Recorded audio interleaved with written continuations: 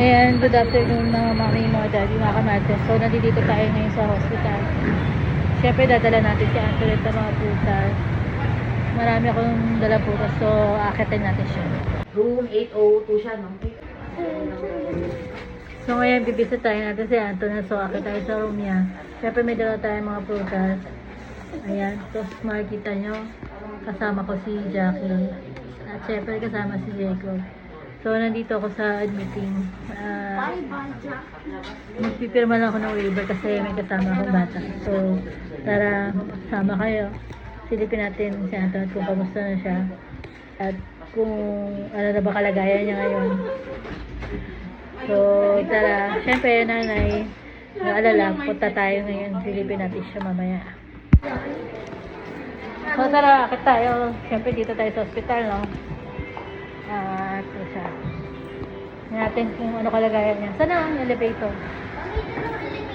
Ano pala? Ito lang. Hanggang 8 floor lang yan.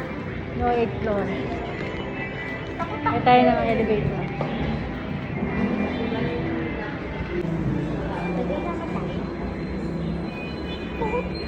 Sama ko si Jacob sa si Jackie. Akit sila ng elevator. Natatakot si Jacob sa elevator eh. May ano siyang claustrophobia.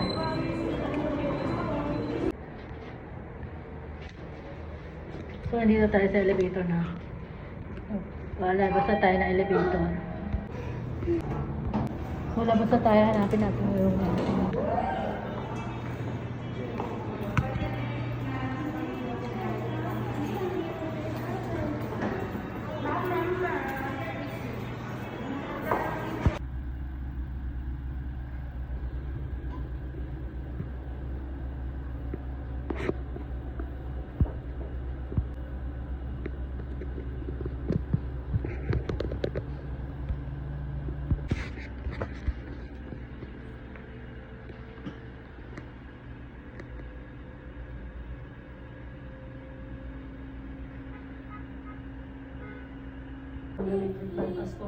as of the moment.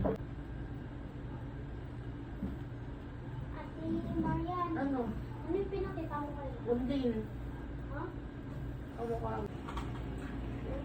Anong oras ka ba? Mga 9 pa naman. Diyan. Wala naman na kami kailangan.